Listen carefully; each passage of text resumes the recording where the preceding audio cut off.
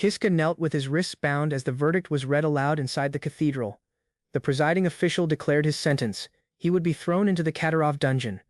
He shouted that the accusation was false, insisting he had done nothing wrong. The elder dismissed his protest outright, refusing to hear another word. Guards dragged him away despite his cries of being framed. A dark-haired man watching from the crowd smirked, muttering that he himself had been framed once too, though nobody paid him any mind. The story shifted backward to Katarov village, the quiet place where Kiska had been born and raised. Adventurers flocked to the village because of the S-rank dungeon sitting at its heart, drawn by the challenge it offered despite its danger. Kiska lived a modest life there, working the land as a farmer to get by. One day he found his field destroyed, crops torn apart and scattered across the dirt. Darga, the self-proclaimed head of the village's youths, approached with two companions trailing behind him. Darga claimed he'd heard about the poor harvest from his father, feigning concern. His tone shifted as he accused Kiska of wrecking his own field, twisting blame onto the victim. His friends offered a mocking apology, clearly enjoying the cruelty rather than regretting it. Kiska explained silently to himself that people with silver hair were branded alks in this country, and he was constantly targeted for it. Darga reminded him of an old betrayal, claiming a human once helped demons, and that human had been an alk. Without warning, Darga struck him down, accusing him of wrecking the field while boasting about enduring hits himself. Kiska curled up under the blows, accepting he had no way to fight back and could only endure the beating. Namia found him afterward and asked gently if Darga had bullied him again, her concern evident. She invited him to sit and rest, promising to treat him, and he agreed quietly. Namia was his neighbor and childhood friend, the one person in the village who stayed close to him. She wondered aloud why people treated him so unfairly, unable to understand their hatred. Kiska could only sigh, admitting he found his own silver hair disgusting, believing it was the reason no one accepted him. Namia complimented him gently, saying she thought his hair looked cool despite what everyone else believed. Kiska admitted to himself that his silver hair only brought misfortune, yet Namia accepted him regardless. When she called his name, he answered without hesitation. Sitting together against the mountain backdrop, Namia suddenly announced she planned to marry Darga. Shock spread across Kiska's face, his eyes widening as the words settled in. Namia forced a smile through tears, thanking him for his congratulations while he struggled to respond, quietly saying he understood. She turned to him with a serious expression, asking directly if he was truly okay with her decision. Namia pressed further, asking whether he intended to stay in the village forever. She warned that everyone there bullied him, and that remaining would only break him down. Kiska replied helplessly, admitting he had nowhere else to go, and that the village was the only place left for him. Namia's expression changed as she suggested eloping instead, catching him completely off guard. He asked if she was certain, and she confirmed it firmly. She revealed she had savings hidden at her house, enough for the two of them to disappear and start over elsewhere. Tears welled in her eyes as she confessed she never wanted to marry someone like Darga, calling out to him in quiet desperation. Beneath the glowing evening sky, Kiska pulled her close and confessed his love for her. She answered that she loved him too, her voice soft against the darkening clouds above. Night fell over the village as Kiska slipped away from his home, bundle in hand, moving quietly through the moonlight. He resolved that this would be the night he and Namia finally left everything behind. Believing his suffering was finally coming to an end, he rushed forward with hope lighting his face, certain their new life together was about to begin. A scream cut through the darkness, and he froze as the cry reached his ears. Recognizing the voice as Namia's, panic overtook him and he sprinted toward the sound with everything he had. What he found stopped him cold.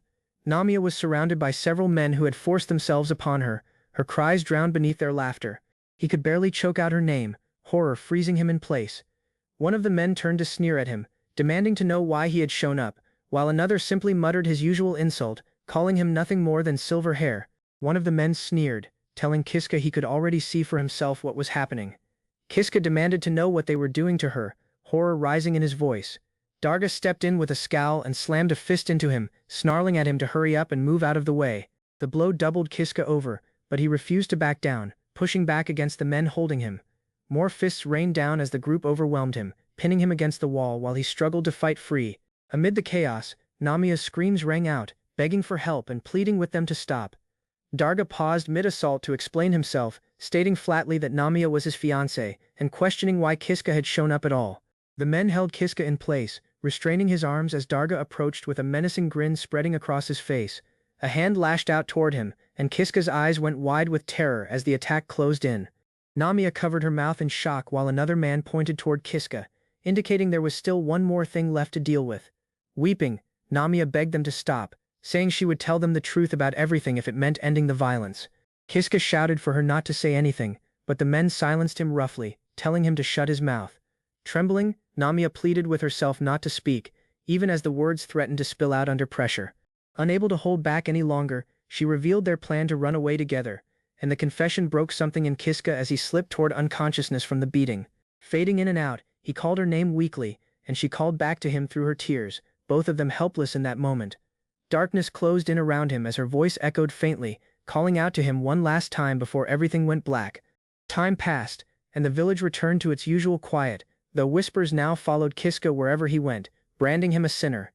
The men had twisted the story entirely, accusing him of infiltrating Namia's home while her parents were away and committing rape and murder himself. Bound and surrounded by armored guards, Kiska stood before the village elder as his sentence was announced, condemning him to the Katarov dungeon. His expression remained hollow as the final truth settled over him. Namia had died, and he had lost everything. The guards led him away as the truth emerged elsewhere. After learning what had truly happened that night, Darga's fury consumed him, and in a fit of rage, he killed Namia himself. The elder asked if he had any last words. Kiska replied quietly that everything had been pinned on him. He remembered insisting he had done nothing wrong, yet no one had listened. Standing before the guards now, he had nothing left to say. The village head's testimony, combined with the false statements from those three men, had sealed his fate completely, rendering every protest useless. The elder declared that his execution would proceed without another word from him. Kiska accepted it, murmuring that everything was truly hopeless now. A blade sliced through the ropes binding his wrists as the order was given to cut him free. Bystanders remarked that no one who had ever used this particular teleport had returned. Others shrugged it off, saying he would end up dead either way. The elder noted it made no difference, since being sent through was effectively the same as execution. The knight complied and activated it. Lights surged around him as the magic circle beneath his feet pulled him downward, his scream tearing through the chamber. Rage twisted his features as pure hatred consumed him in that instant, burning away everything else. He recalled how the village head and the crowd had refused to believe his testimony, dismissing the truth that Darga had killed Namia. Hatred built inside him with every memory. In the darkness of the passage, his fury crystallized into a single thought: he hated every one of them. He landed hard on stone ground, disoriented, before pushing himself up to face a long, ancient corridor stretching before him. Walking forward, he realized where he had ended up. This was the Katarov dungeon, the S-rank dungeon he had once only heard stories about. A heavy roar echoed through the halls, warning him that something massive approached from the shadows ahead. A towering rank of bugbear emerged, spiked armor covering its hulking frame, and Kiska froze at the sight of it. He remembered adventurers speaking of this creature, warning that anyone who encountered it never made it home again. The beast charged before he could react, slamming a massive fist into him and sending pain tearing through his body. Another strike followed, crushing him against the stone floor as darkness closed in around his vision. Death claimed him there. A shadowy figure stirred nearby as he found himself alive again. Disoriented and desperate, he cried out for anyone to help him. The shape drew closer, and a voice asked calmly whether he wanted help. Kiska begged without hesitation, and after a pause the figure agreed. The mysterious woman reached out her hand, offering him a deal. In exchange for helping him, she would give him a skill of her own. Their hands met, and a strange energy pulsed between them. Kiska's eyes widened as something shifted deep inside him. A message flashed before him, confirming that he had received a new skill called Save and Reset. Before he could process it, the bugbear loomed over him again, forcing him to scream out in alarm. Desperate, he tried to understand how the skill worked even as the beast's massive fists closed in around him, wondering how anyone could hope to defeat such a monster. A single devastating punch connected, sending him flying backward through the air. He hit the ground lifeless, the bugbear standing over his motionless body as death claimed him once more. Then, unexpectedly, his eyes shot open again, breath returning to his lungs as he stirred back to consciousness. Staring at his own trembling hands, he struggled to understand how he was still alive when he should have died only moments before. Kiska was born in Katarov village, where he was mistreated and bullied for being an Alks. He was cast into a Class S dungeon and thrown in with a bugbear, ending up dead on the cold stone floor. To his own shock, he woke up alive again, hands trembling as he touched his own face. He stared at the towering bugbear in front of him, unable to understand why he hadn't stayed dead. Before he could think further, the beast's massive fist crashed down on him. Darkness swallowed him once more, and another blow followed right after, ending his life a second time. Yet he opened his eyes again, gasping, certain he had just been struck down by that same bugbear. The creature loomed over him exactly as before, fist already rising for another strike. The impact came, and his vision scattered into static once more. Life returned to him again, confusion tightening across his face as he questioned what was happening to his body. A spiked gauntlet swung toward him before he could even brace himself. Darkness gave way to another gasping return, his heart hammering as reality blurred around him. He clutched his head, realizing this wasn't some miracle resurrection at all. Every time he died, he was pulled back to the moment just before death struck. He understood then, this was the skill that girl had given him, the ability called save and reset. Horror crept into his expression as he grasped what it truly meant to keep dying over and over. He tried to run, screaming that he didn't want this, clawing desperately for an escape that never came. No matter which direction he dodged or jumped, the outcome stayed the same, and he kept dying endlessly. Exhausted and broken, he begged for someone, anyone, to end his suffering for good. Gasping through the pain, he realized that dying at least meant the agony would finally stop. Staring at the skill window before him, he decided he could simply turn it off and free himself from this endless hell. Panic surged through Kiska as he stared at the skill window, desperate to find any way to shut off save and reset before it could trap him again. The moment his finger brushed the status bar, memories crashed into his mind all at once, Namia's smiling face, and the villagers who had betrayed him among them. Rage tore through him as he thought of Darga, the man who had killed her, and he screamed in denial against the thought that his hatred could simply vanish. Fury replaced his fear entirely, and he snarled at the bugbear towering over him, refusing to let despair take hold any longer. Without a second thought, he charged straight at the beast, dodging its first swing before the second strike caught him regardless. Even having avoided one attack, the creature still managed to kill him once more. By then he had lost count, certain he had died over 100 times inside that same stretch of dungeon. He crouched low, letting the bugbear's right fist sail harmlessly over his head. Believing its follow-up would finish him, the beast swung its left arm next. Kiska rolled past its side instead, putting himself behind the towering monster. He forced himself to stay composed, understanding that baiting an attack mattered more than fleeing too soon. Each dodge came sharper now, the result of countless deaths finally sharpening his instincts into something usable. Seizing the opening, he lunged in and struck at the creature with everything he had. Relief crossed his face for a moment, though he noted bitterly that his blow had barely done any damage. With only 25 seconds before the bugbear stirred again, he knew he had to use that window wisely.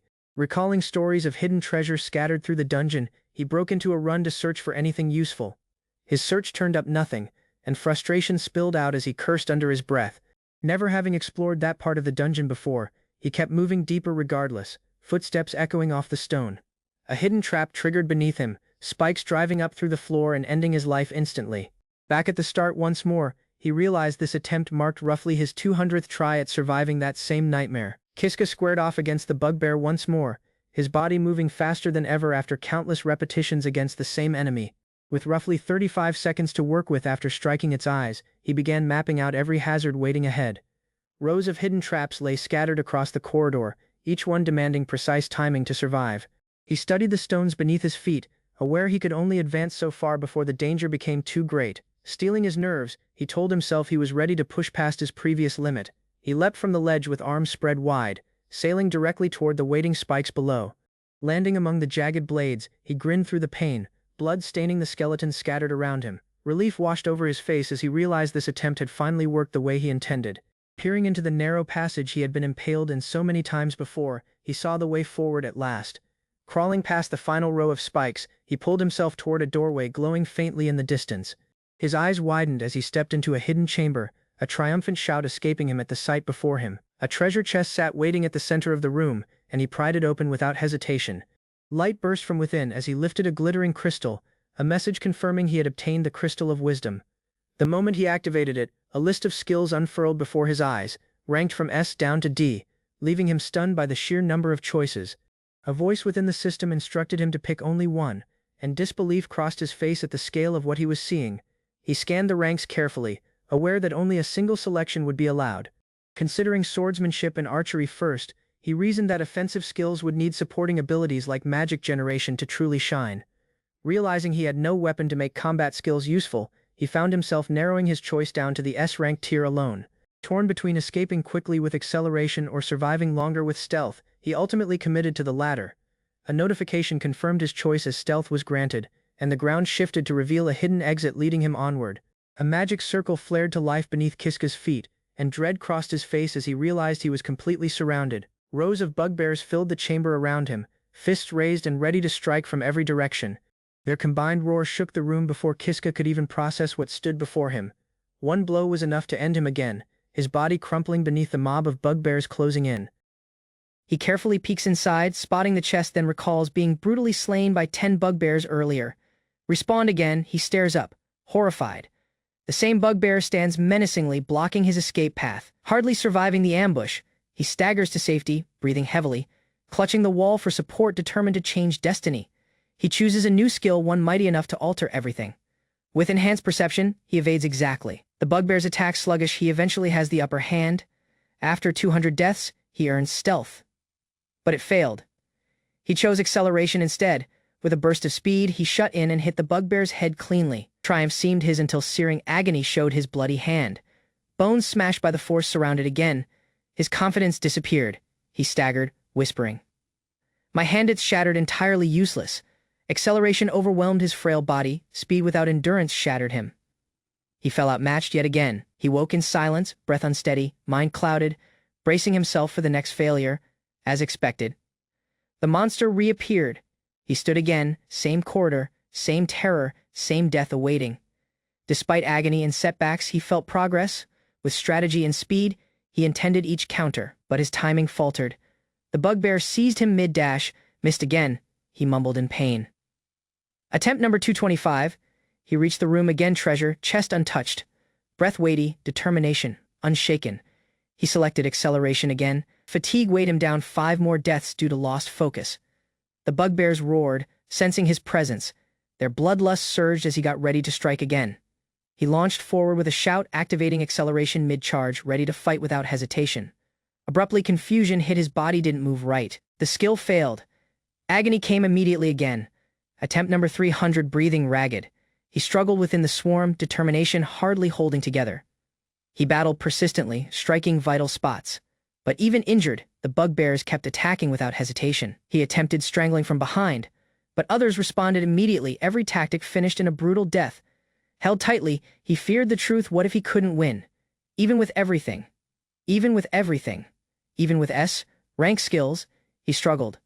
Doubt crept in. Was triumph really impossible now? After 300 attempts, the truth was clear. Acceleration alone couldn't overcome their overwhelming might. He bled out again, vanquished. Another cycle begins. He must start from the very beginning. Exhausted, he faced the skill board again. Every option felt heavier with each failure.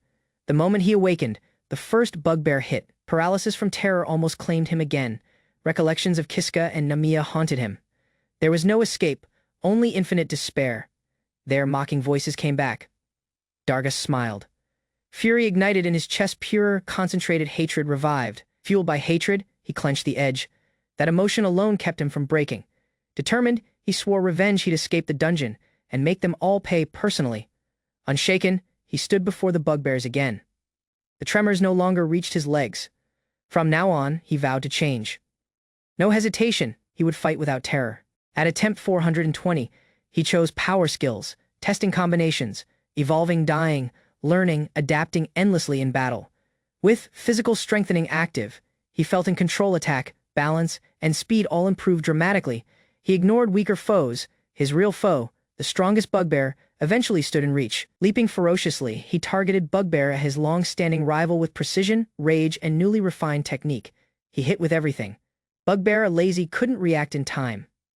The tide turned. A single foe went down. System confirmed it. He earned a skill point. The progress was finally genuine. He cheered his first triumph, a single bugbear vanquished. Something eventually shifted inside his heart. Excitement grew. His skill leveled up. With more power, he could push even further now. If he kept defeating them, he'd eventually win. Leveling seemed sluggish, but still possible, maybe.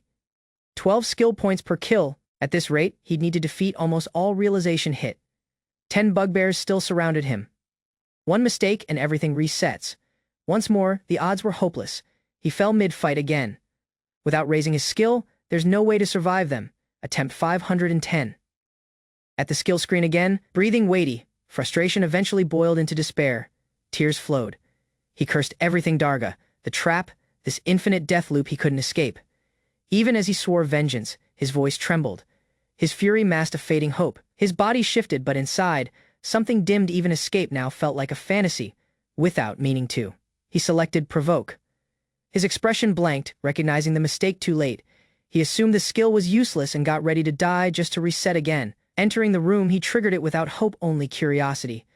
Guiding this half-hearted attempt, the bugbear turned aggressively, its attention fixated entirely on him, eyes burning with rage. A sudden explosion of force sent the bugbear flying. The provoke skill triggered flawlessly. He triggered provoke again. Another bugbear locked onto him, eyes flaring with uncontrollable aggression. The provoked monster turned and hit its own ally, puzzled and enraged beyond reason. He stood silent, then chuckled uncontrollably, relief, madness, and realization flooding all at once. After everything, this simple overlooked skill worked. He chuckled bitterly, questioning every struggle before it. Composed now, he gazed at them. He would crush them all with this ability. The illusion shattered, revealing innumerable beasts surrounding him, each one snarling, hungry, and battle-ready. He clenched his fist, eyes fierce. No hesitation. He challenged them head-on, fully embracing the chaos. Charging into the horde, his movements flowed between attacks, crushing foes with lethal strikes and fearless agility. Dodging blows effortlessly, he mocked them, weaving through their ranks, baiting fury to expose frail points. The room fell silent. Corpses surrounded him, only two stayed, eyes wary, instincts screaming for survival. The last two roared and rushed. He stood unfazed, raising his voice and taunting them assuredly. He lured them close, then evaded at the last second. They hit each other with force. Covered in wounds, he stood victorious. The last two fell beside him, roaring until breathless silence. Bloody but unbroken, he clenched his fist. He had eventually endured the onslaught without dying again. After defeating 10 bugbears, he raced toward the shining exit, panic rising behind him. He reached the new level, heart racing, only to face something far worse than before. A flaming, headless mule Ranka roamed the hall. It had already slew him 10 times. He fled once, reaching a save room, knowing he wouldn't restart with bugbears reassured him. Still cautious, he went into an unexplored hallway, eyes alert, unsure what death waited around it. He discovered 3 shining magic circles, teleportation runes etched deep into a ceremonial chamber's chilly floor. To advance, he recognized he must step into one, trusting instinct over logic or terror. He chose the center circle, stepping inside steadily, accepting whatever trap or opportunity awaited him. Confident yet resigned, he reminded himself, if wrong, he'd just respawn and try again. A warm light enveloped him. With silent determination, he awaited where destiny would drop him. He appeared into a narrow hallway. Only one route stayed, so he pressed forward alone. Abruptly, he stopped. At the hallway's end, something known and terrifying caught his breath. Inside a shining chamber, an enigmatic girl floated, chained and sealed in magical stasis. He gazed in disbelief. She resembled the one who had granted him the enigmatic skill. As he neared, a force field guarded him, a barrier designed to keep her trapped. The moment his hand touched the barrier, it shattered, releasing her from magical chains. Panic suddenly took hold of him. The barrier broke from a simple touch, entirely beyond what he had expected. She softly fell, unconscious. He stepped closer, unsure whether he had aided or doomed her. She stirred and rose gradually. He hurried forward, concerned, questioning if she was all right, smiling faintly. She confirmed his suspicion. She was the one who gave him that skill. She introduced herself as Eiji Tsubaki, once a hero. Now sealed deep inside the dungeon, Kiska uneasily shared his name. Eiji grinned warmly, calling it lovely with an unreadable expression. Without warning, she questioned him to lean closer. Puzzled but inquisitive, he hesitantly obeyed. She kissed him. The act was sudden, firm, and filled with an unfamiliar magical intent. Stunned, he dragged back. Blushing and flustered, he demanded answers while she gazed silently. Startled, she grinned softly. The kiss was her way of saying thanks for awakening her again. She offered him a way out. Kiska hesitated, unsure of her sudden boldness. Kiska acknowledged he wanted to escape. Eiji nodded knowingly and reached assuredly toward his hand. Without hesitation, Eiji seized him and guided the way, declaring she'd help him escape this dungeon. When foes assaulted, Eiji cut them down effortlessly, proving she hadn't lost her legendary hero skills. Aja grinned proudly after defeating the A-rank beast, questioning Kiska if he thought she's powerful. Kiska agreed, smiling back. He thought if he stayed with her, he might actually survive. Without words, Aja triggered a skill. The monster corpses disappeared into a shining magical sphere. She showed her item box skill, an S-rank ability that stores objects for future use. As they strode, Kiska hesitated. Ajka pressed forward assuredly, saying only, let's keep going. Aja showed the next obstacle, a dungeon mini. Boss defeating it was the only route forward. As they strode, Aja expressed gratitude to him, Without Kiska, she would have stayed sealed indefinitely. Stopping before the weighty doors, she turned to Kiska and vowed to fight beside him. Kiska grinned. If they rescued each other, then maybe, just maybe, they'd survive together this time. Inside waited a huge stone colossal. Together, they faced it, determined, outmatched, but no longer alone. The foe was no ordinary foe, it was an S-rank golem, radiating overwhelming pressure. Kiska went completely still. The huge golem loomed at least 10 meters tall, its presence absolutely terrifying. As the golem roared, Aja dragged Kiska behind her, sword ready, gaze unwavering in determination. Without terror, Aja rushed forward, slicing with precision, declaring she'd protect Kiska no matter what. Kiska observed in awe. Her speed, power, and grace were beyond anything he imagined possible. Despite its enormous size, Aja held her ground against the raging power of the golem. She climbed its arms swiftly, blade ready. Kiska thought at this pace, she could win. But the golem hit, even defending. Aja was flung backward, crashing hard into the floor, dazed and injured. Aja struggled to rise. The next blow was coming too swift. Kiska leapt in. Using his provoke skill, he diverted the golem's attention away from Aja. Aja cried out as the golem's colossal fist descended. Kiska stood firm, willingly taking the blow. The impact smashed him into the wall. Debris flew. Kiska's body fell limp and shattered. Aja froze. Her eyes widened in shock, unmoving, unblinking as the horror of loss overwhelmed her. She murmured his name, shocked. The golem turned toward her, but her voice shook. Tears welled up. I stated I'd protect you, she cried. Guilt twisting her heart greatly. Kiska endured, grinning. He showed dodging was his specialty thanks to infinite bugbear fights before. Seeing the golem's arm lodged in the wall, Kiska yelled for Aja to strike. With no hesitation, Aja launched upward, sword ready, aiming directly for the golem's exposed core. Channeling everything into her blade, Aja invoked her strongest skill, sacred sword technique, with absolute focus.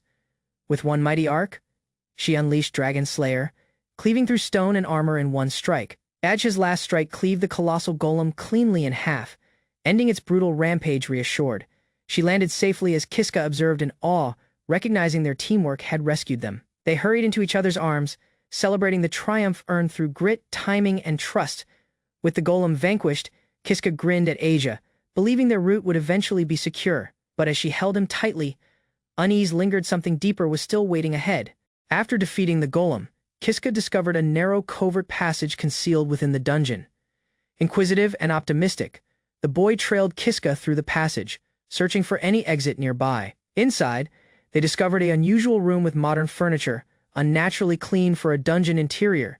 They advanced deeper, discovering a luxurious guest chamber too refined to belong underground, raising immediate suspicion. Kiska described a vampire named Judith formed this haven. Turning the dungeon into her fortress, Aja's sword splits the golem in half. She lands steadily, showing complete control mid-air. Kiska shouts in relief as Aja finishes the attack. Both smile, tension eventually lifting together. They embrace, still panting. The lethal fight is over. Triumph fills the room with warmth. Kiska notes the golem's defeat. He believes everything will improve now with Aja by his side. They sit together silently, for a moment. He believes this peace will really last forever. Aja drops into the chamber, triggering a stone golem's activation with a dramatic entrance. The golem strikes, but Kiska arrives in time, catching Aja's fall with a reassured face. They embrace tightly, hearts racing, adrenaline fading. The peril has passed for now. They celebrate triumph. Kiska reflects as Aja smiles. Mini. Boss vanquished, hope returns, but something still feels unsure inside him. They rest together. Unaware of lurking threats, Kiska thought things improved, but the dungeon had deeper plans. Namia grinned brightly. Disguising her thoughts, she intended to observe him closely starting today. She showed her covert steadily. She came from another world, explaining her unusual instincts here. Before arriving, Namia had witnessed war and betrayal, shaping her cautious yet inquisitive nature greatly. He hesitated, startled by her origin. But her gaze held no deceit, only hope and truth. He grinned earnestly and accepted her words. Reassured, she leaned close, hiding a trembling heart. Namia leaned in warmly. She had expected his trust, yet cherished hearing it aloud, sitting close. He felt oddly known comfort. Was it destiny or her otherworldly presence drawing him? A sudden growl broke the silence. His hunger made them both burst into awkward laughter. Without hesitation, Namia offered help. Determined, she vowed to cook, surprising him with vivid energy, concentrated and graceful. She cooked cautiously. He observed silently, overwhelmed by her kindness and silent power. Namia served dinner proudly. He was shocked. Real meat and soup, something he hadn't seen here. He hesitated, then tasted it. The warmth overwhelmed him. Tears almost trailed the deep flavor. Food was scarce in dungeons, yet she made magic from scraps. He chewed gratefully, smiling. She'd discovered herbs concealed in storage. He hadn't eaten like this since entering the dungeon. Silent, he devoured each bite. Namia observed softly, sensing this meal meant more than words. Namia panicked at his tears, unaware they were from joy, not her seasoning mistake.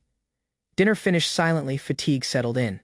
He declared he'd sleep early, exhaustion in his voice. He offered her the bed without hesitation. She declined, steadily walking toward the kettle again, with confidence. She suggested sharing. He froze, unsure how to handle her brave, sincere proposal. The room fell silent. Only the ceiling observed as their awkward pause stretched into uncertainty. They slept apart, silently divided by space, yet unknowingly closer in thoughts and silent feelings. He sighed softly, feeling warmth in his chest despite the chilly dungeon air surrounding him. Hope sparked silently. With Aja's power beside him, escape didn't feel impossible anymore, just distant. He wrestled with guilt, comparing himself to her. Determination silently formed beneath his self-doubt. Abruptly, she emerged above him. Startled, he froze, puzzled by her smile and sudden closeness. Startled, Kiska panicked beneath her. Her actions were sudden, and his body stiffened entirely. Before he could react, Aja softly held him still, her face unreadable yet composed. She led his hand upward, her voice soft. He didn't know how to respond. He hesitated as her chest rose. Her heart raced faster than his mind could think. Her voice trembled with emotion, clear and intense. "I love you," she murmured, eyes unblinking. Her voice broke into frantic confession. Kiska froze, his mind overwhelmed by her intense declaration, puzzled and breathless. He questioned himself. What had he done to deserve her devotion? Aja answered softly. Kiska rescued her once. That moment had shifted everything for them both. She remembered centuries trapped alone. Innumerable seekers came, but none reached her until he did. She had gifted him the skill herself, guiding fate's thread toward her long-awaited release. She admitted again, louder, more desperate. Kiska's heart raced. He couldn't process her sudden intensity. Confusion clouded him. Why him? Her eyes, however, held no doubt, only unwavering certainty. Aja talked with a smile. He had done what nobody else ever could. She called him her prince.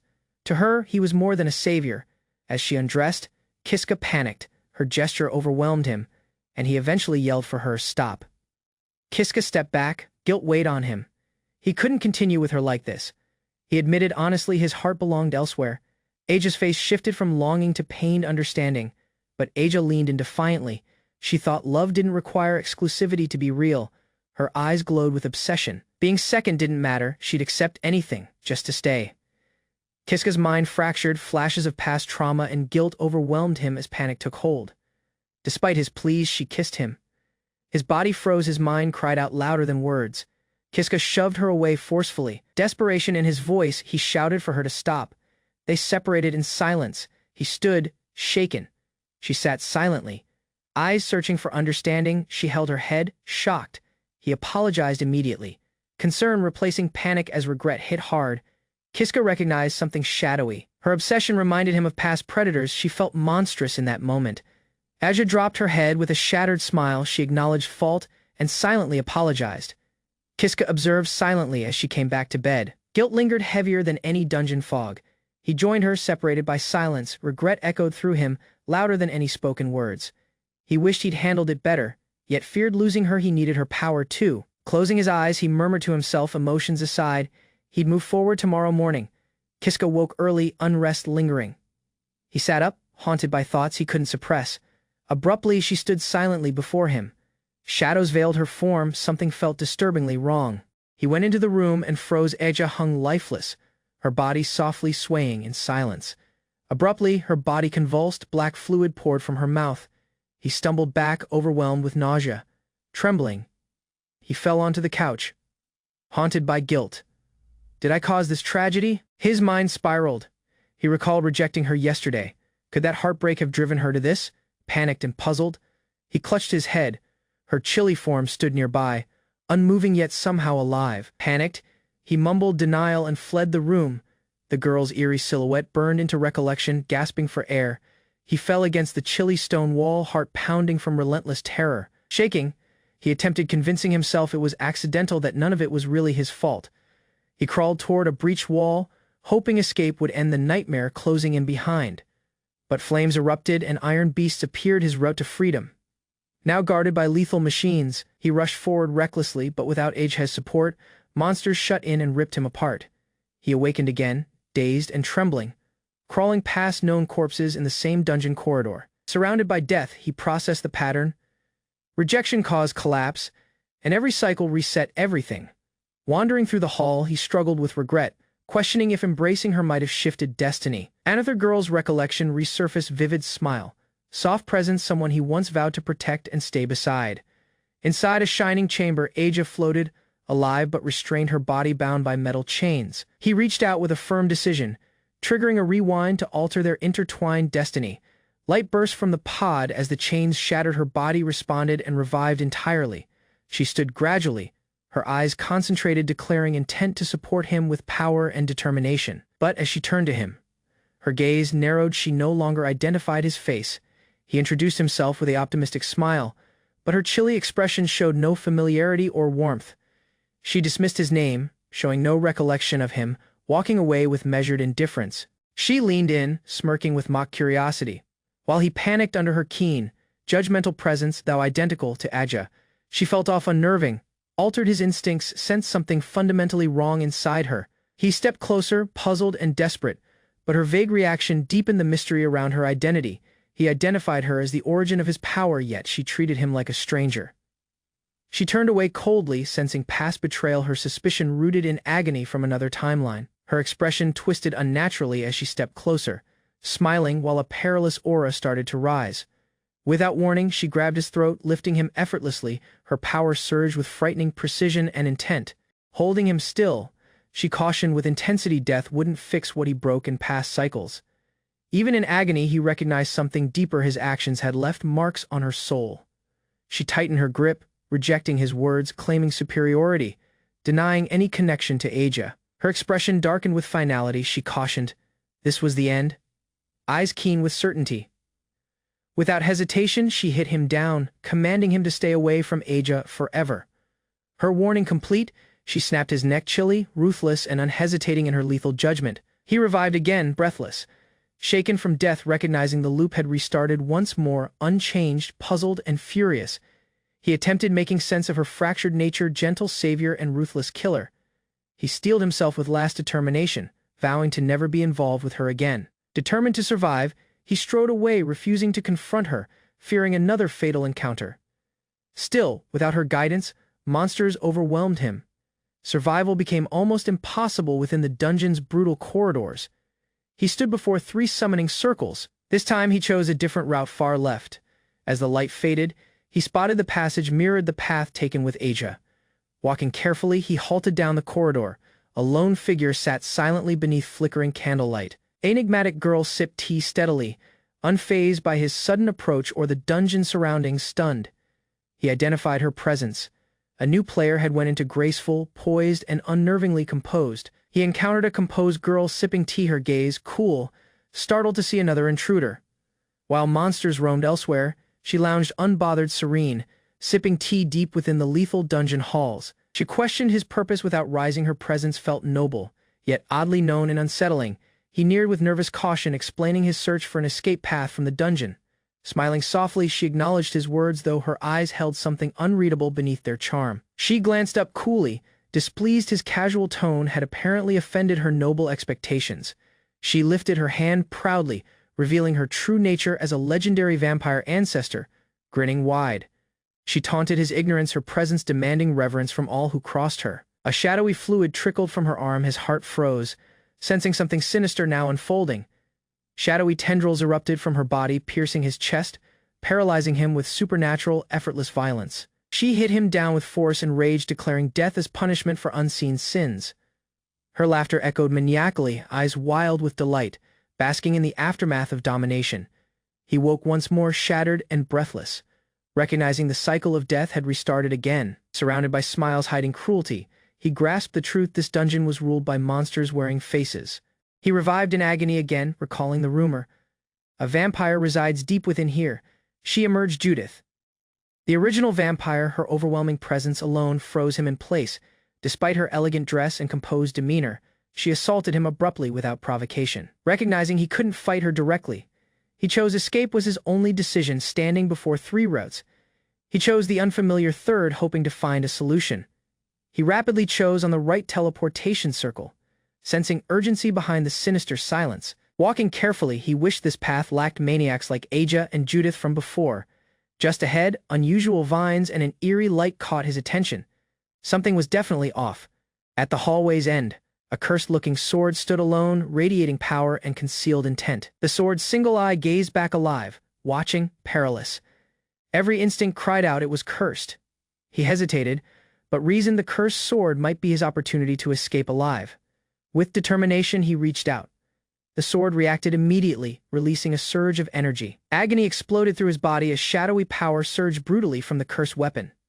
His nerves cried out, just touching the hilt sent burning pain across every limb and bone. The agony wouldn't stop. Hands stuck to the sword, he cried out, then fell unconscious. He gradually regained consciousness, startled to be alive after the sword's violent rejection. Despite surviving, the cursed sword now clung to his arm as though permanently fused. Stunned, he recognized his right arm had merged with the grotesque eye-covered weapon. The fused sword arm pulsed ominously. It was incredibly weighty and pulsing with unfamiliar shadowy energy. Alone in silence, he questioned everything. With this cursed power, what should he do? Dragging the sword behind, he cursed. It was too weighty to lift or swing. Before him stood an A-rank werewolf, powerful, swift, lethal. No escape this time. Paralyzed by terror, he gave up, certain he would die again in seconds.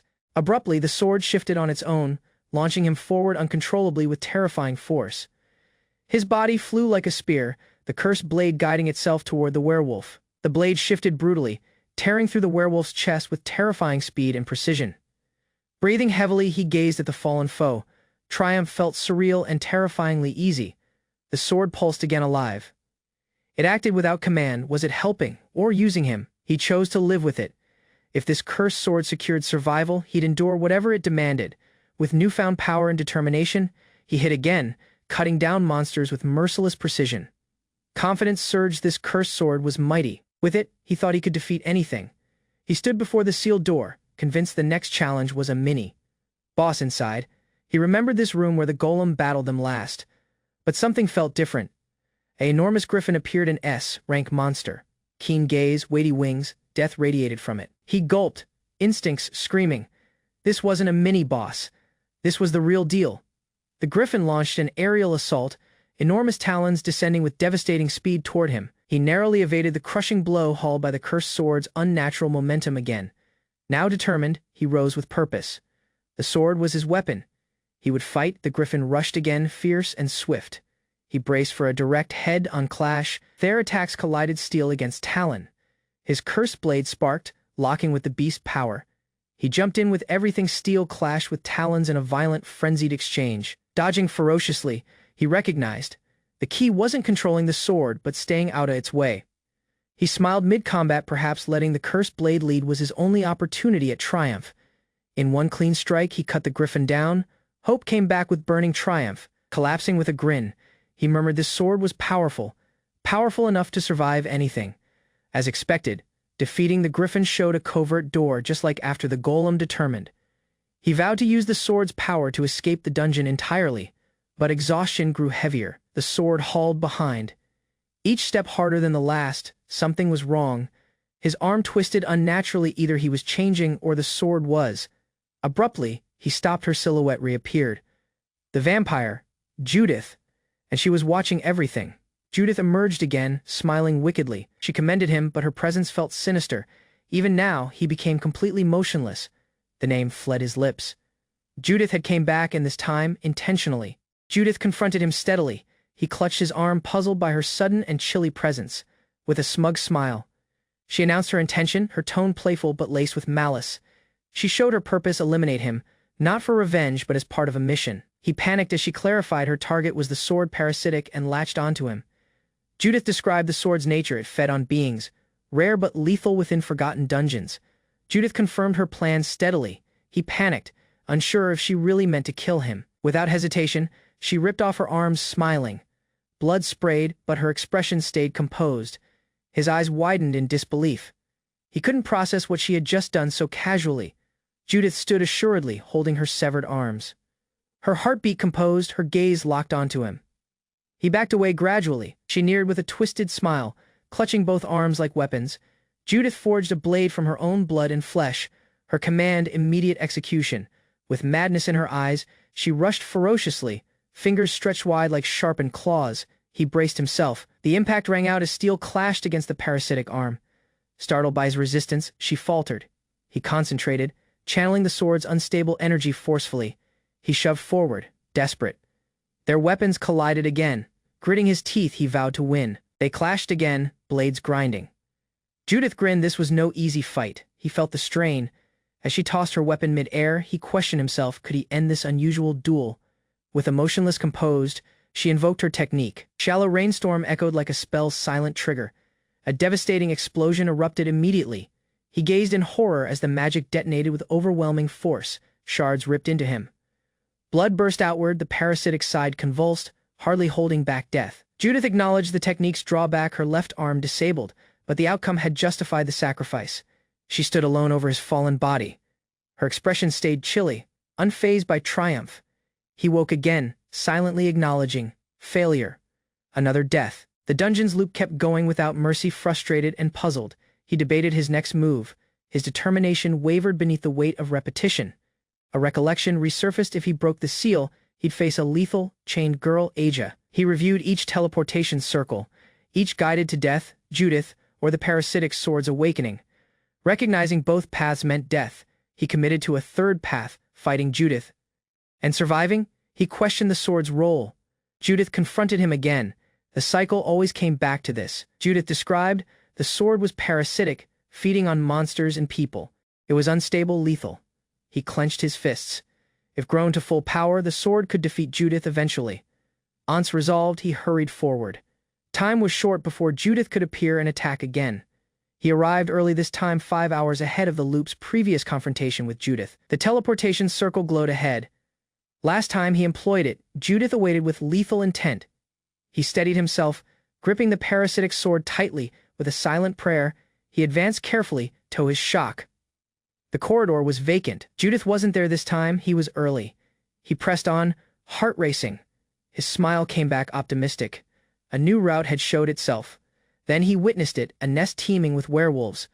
An overwhelming foe force emerged immediately. Lowering his head, he gave thanks to destiny, the dungeon, and the sword's insatiable hunger. With no terror, he assaulted. The sword surged alive. Every beast would fuel its evolution. From afar, Judith spotted. Her eyes widened in curiosity. Something unexpected was happening again. Judith surveyed the aftermath. Dismembered werewolves covered the floor. Proof. The sword had feasted greatly again. She neared gradually. The sword's growth was undeniable. For the first time, she seemed cautious. His transformation neared completion. The parasitic sword had consumed too much. Judith identified his mind fading. Judith shrugged indifferently. Regardless of his state, she still intended to kill him without hesitation. With an amused grin, she offered him a decision, a fight. One last opportunity to resist. Sitting among corpses, he trembled. No matter what he did, Judith stayed unbeatable each time. Tears welled up. Feeding the sword wasn't enough. He still couldn't surpass her power. He remembered every failed attempt. The sword always consumed him before triumph could be claimed. Even escaping the dungeon meant nothing. In that state, he wasn't really alive anymore. Every path failed. Aja, Judith, the sword. He had no route left, only despair stayed. He recalled one last thing worth trying. Something not about power but a different gentle of risk. Having perished innumerable times, terror lost meaning. He'd try again just to see what happens. Though unsure, he chose the risky route. If it failed, he'd just die again. Instead of attacking, he steadily greeted Judith. She reacted with curiosity rather than instant violence. She sipped tea, recalling past loops. Instead of threats, she simply questioned what he wanted. He took a breath, stood with purpose, and startled Judith with a sudden silent bow declaring respect. He acknowledged her as a vampire ancestor and humbly questioned for her guidance instead. Kneeling entirely, he begged, "Make me your disciple." The dungeon trembled at his unexpected determination. He knelt before Judith, trembling, determined to change his destiny by seeking forbidden guidance. Judith paused mid-sip, startled by his request. unsure why anyone desired such a cursed route. Amused and intrigued, she smiled darkly, sensing entertainment in his desperation, rather than true potential. His eyes widened, recognizing Judith's power held the only route out of his infinite deaths. Judith leaned forward coldly before agreeing. She demanded to know the benefit of training someone disposable. He pledged loyalty with desperation, offering himself as a servant in exchange for survival training. Judith frowned in disappointment. His words lacked flavor. Ambition, just another coward begging to live. With a disgusted scoff, she rejected him. He perished yet again without pity or pause. Responding in agony, he analyzed the outcome. A new path, smarter and more cunning. Appeared determined, he revised his aim, gained power through Judith. Becoming her apprentice was his only hope. He studied Judith's nature, ruthless but not unreachable. Appealing to her desires was key. Once again kneeling, he readied a new approach, aiming for her interests instead of obedience. He talked softly, suggesting she might feel isolated after years in the dungeon's alone silence. Offering companionship, he announced himself a confidant, someone she could trust, not merely command or discard. She froze. Insulted by the idea, she felt alone. His plan was collapsing swift, desperate. He halted her exit, pleading for another opportunity to speak, anything to stay alive. He boasted of his skills, offering usefulness especially in constructing hideouts. A survivalist's concealed talent. Judith sipped steadily. Unimpressed, she bluntly announced she could outperform him at everything he named. Acknowledging her dominance, he submitted further, trying to salvage pride as her gaze smashed him. Cornered by her question, he froze. Truth hit him harshly. He had nothing left to give. Silently rejected again, he dropped his head, humiliation and hopelessness building inside his trembling chest. Choking back terror, he made one last plea: survive no matter the cost or pride. He showed his past, once a villager, now exiled, trapped beneath by their harsh judgment. A woman once loved him, but tyrants like Darga ruined her, leaving him falsely condemned. Now banished, he stood accused of betrayal, but Judith coldly questioned its relevance to her. Consumed by hatred, he announced vengeance. Every villager would pay for his unjust suffering and exile. He vowed to slaughter them ruthlessly. Judith's eyes widened, his words shadowy, unhinged, yet thrilling. He begged for Judith's help, promising full devotion in return for power and support. Judith's lips parted, first in shock, then a savage grin surfaced, fangs flashing with curiosity. Amused and delighted, she accepted the madness. His bloodlust had eventually caught her attention. Judith smirked. She was intrigued but cautioned him not to celebrate too early. Not yet. She vowed apprenticeship, but only if he passed a trial designed to test his determination. While walking, Judith described the dungeon's trap. One-way teleportation once went into. There was no return. Back in the same room, she hinted a concealed passage existed, unlocked by specific actions. With a covert method, she showed another path. His eyes widened. This dungeon held more paths. A dead end until Judith showed a concealed route, showing him the dungeon's deceptive layers. They reached a sealed chamber. Inside stood a cursed artifact, the infamous sentient parasitic sword. Judith acknowledged the blade's dangers. It fed on hosts, and even she couldn't wield it. His trial was clear: tame the sword's hunger. Only then would he earn her approval. She smirked, expecting failure. Her test was harsh by design, yet still oddly optimistic inside. Judith cautioned. Refusal meant death. He accepted, trembling, recognizing survival depended on embracing the impossible. With agony surging, he grasped the cursed blade. It burned but didn't reject him entirely. Judith ordered him to swallow it. He panicked, yet obeyed. Death awaited disobedience either way. Screaming in pain, he forced it down. Gloom surged through him, devouring every inch inside. In his mind's abyss, a monstrous eye revived. The parasitic entity had spotted his presence. Within a black void, the sword's soul appeared, questioning his worth to become its master. He demanded to know its identity. It answered, proudly sentient and age-old, the puppet's sword itself. In the deep world of thought, he recognized the sword lived inside his very mind. Without hesitation, he begged for power, willing to do anything if it meant surviving this nightmare. The sword responded steadily. Okay. Their contract formed, two desperate beings united through ambition and gloom. Shocked by the sword's quick acceptance, he questioned the ease of such a lethal contract. The sword discovered it amusing. You asked, I answered. No tricks, just raw intent.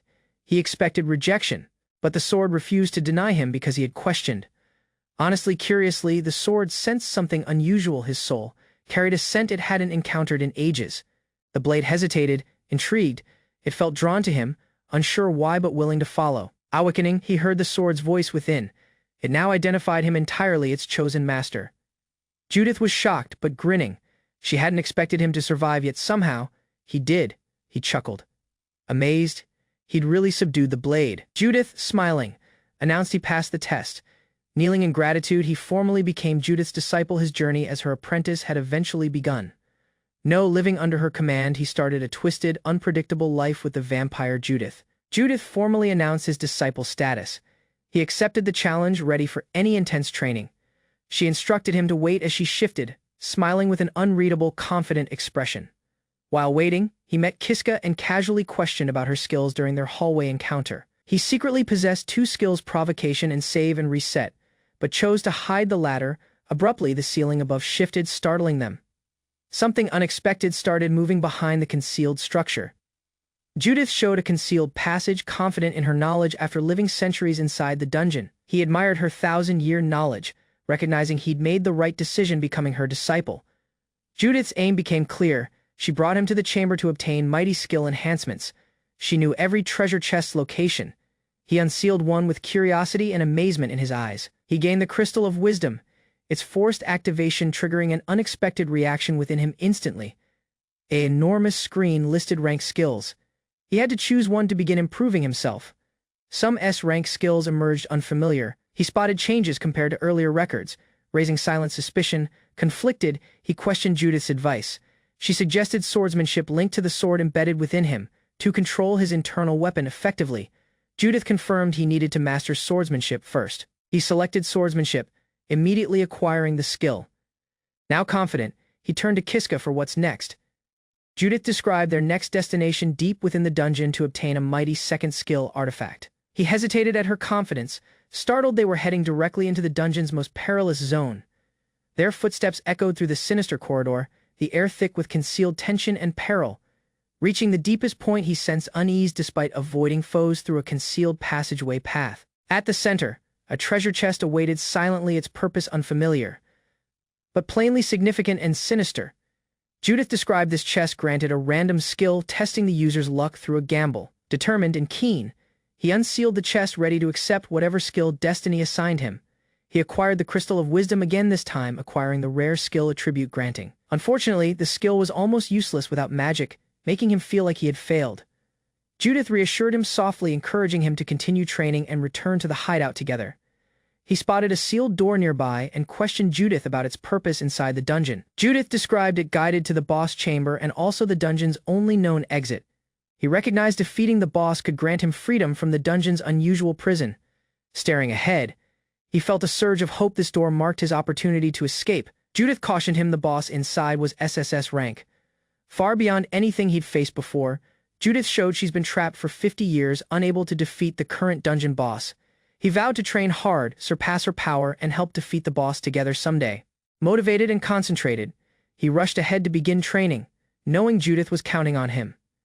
Judith demonstrated blood manipulation, magic forming blades freely. He acknowledged his repeated deaths during practice battles with her. Judith described her blood becomes weapons. He must apply the same principle to his sword. He concentrated greatly, channeling his energy inward, determined to summon the sword concealed within himself. With a burst of power, he manifested the black sword and earned a mighty skill. Judith commended his success for the first time. He could now stand and fight properly.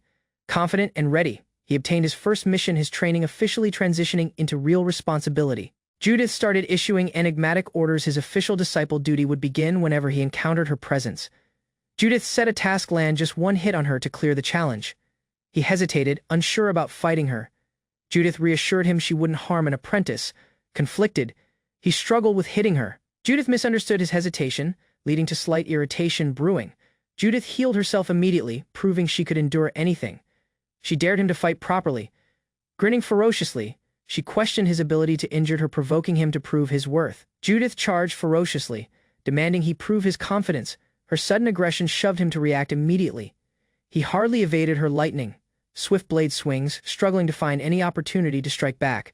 She mocked him mid-fight. Every time he shifted, her dagger was already there. Overwhelming him, he started to suspect she was enjoying this fight more tiger than teacher at this point. Judith pressed harder, yelling for him to fight seriously. He guarded, cornered, but still standing. She launched a devastating attack, sending him flying. He was no match in raw power. Judith's power was overwhelming. He relied on swordsmanship to survive but couldn't match her force. Recognizing he'd die if he hesitated, he committed fully to completing the challenge ahead. Dodging frantically, he gazed for an opening. Timing would be everything for a successful strike. He missed the moment, his reach too short, his speed too sluggish. Desperation started to rise. He recalled her previous weapon was too huge, but now her dagger unsealed a opportunity. Recognizing her shorter reach, he grew confident. If timed right, he might land a blow. As she rushed forward, he committed this would be his one opportunity to strike decisively. With no time to evade, he braced himself, enduring the strike to counter directly. He reversed her attack's angle if she came from above. He'd strike straight for her head. She once wielded a colossal sword impossible to approach. Now, her dagger changes everything. With confidence, he charges forward. A dagger's reach grants him hope he never had before. As her blade descends swiftly, her eyes widen. The strike was meant to end everything. He clenches his teeth, braces for impact, and decides he'll receive it head on without terror. Dodging upward, he predicts her route. She falls for it. He counterattacks, aiming straight for her head. Kiska lunges forward, his timing perfect. He strikes while deflecting her dagger with precise control. Blood sprays from her arm. Kiska stares wide-eyed. He landed a clean hit, eventually succeeding. Recognizing what he's done, Kiska panics. Her silence unnerves him more than any blade before. She reassures him her healing unmatched. Even torn flesh is meaningless. She's far from frail. Her smile returns. Unsettling yet composed, the test is over. Kiska has proven himself worthy. Grateful and pleased, Kiska bows. His training paid off. Becoming Judith's disciple was worth it. Judith observes him closely. His stance, his instincts far too refined for someone without prior battle. Kiska smiles uneasily, recalling near-death moments, monsters, traps, and her, yet insists he has no experience. She's shocked by his honesty. If this is talent alone, then his potential is terrifying. The boy arrived in a dungeon hall where flaming headless beasts roamed, growling without warning. He recognized the place as the headless mule habitat, reached through a covert passageway beside him. The noblewoman announced their mission: face real monsters in today's practical training session. The creatures launched burning blades toward him, forcing quick movement as peril shut from all directions. Steel clashed with searing attacks. He ducked and evaded, struggling to read their relentless, unpredictable strikes. He braced himself as flaming blades neared, spinning his sword to deflect every incoming strike. The boy hardly guarded a weighty thrust, his blade clashing against the monster's keen black weapon. Judith yelled advice, reminding him to reduce motion and control his limbs during chaotic group fights. Encouraged by her command, he concentrated, adjusted his stance, and readied for the monster's next barrage. With perfect timing, he guarded every shot. Judith announced them helpless now, their magic fully drained. Judith gave him permission with an eerie smile, encouraging confidence while masking perilous intentions inside. He charged into the group, striking first at the leftmost mule without hesitation or retreat. Reacting swiftly, he turned and cut the mule flanking him before it reached his back. With 3 fallen, 1 attempted fleeing. He chased it down, striking decisively at its middle, surrounded by corpses. He stood victorious. Behind him, Judith observed proudly with a silent expression. After the battle, Kiska expressed gratitude to Judith, recognizing he couldn't have succeeded without her constant guidance. Judith cautioned him dying inside would trap her underground for decades, possibly unable to leave again. She vowed to make him mightier. As confirmation, a system notice awarded him skill points. Kiska reviewed his status, now filling all 5 skill slots. He felt pleased and emotional. He acknowledged his power came mainly from 2 key skills: swordsmanship and the parasitic puppet technique. Kiska examined the skills screen, recognizing he needed much more SP for future upgrades. He chose to focus on swordsmanship, and Judith approved it as the safest option available. They came back to the hideout together, finishing training for the day in silent understanding. Back inside, Judith waited patiently. Kiska readied tea in the kitchen, carrying it cautiously. He served the tea, reflecting that serving Judith had become his daily duty as disciple. Judith sipped steadily from her teacup, savoring a shadowy blend made with monster blood. Kiska noted Judith's unusual preference. She enjoyed blood-like fine tea, smiling with every sluggish sip while she waited for dinner. Kiska acknowledged he could never treat blood as food. Dinner was served, a grilled headless mule steak, freshly carved from today's vanquished dungeon beasts. Judith critiqued the taste again.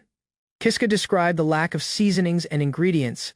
Feeling slightly apologetic, Kiska readied salad using wriggling tree leaves, but Judith disliked vegetables and their unusual texture, claiming she needed no nutrients. Judith pouted Kiska, concerned about her health anyway. Half-jokingly, to improve dinner, he presented dryad fruits, cautiously placed and offered with polite confidence. Judith smiled wide. She had secretly gathered them while harvesting leaves from a dying dryad. Kiska grinned, admitting he almost delayed the fruit. But today somehow felt worth celebrating together. They sat across from each other. Judith reminded Kiska to eat his share of salad. Kiska ate silently, wishing he had more seasoning to improve the simple meals he readied.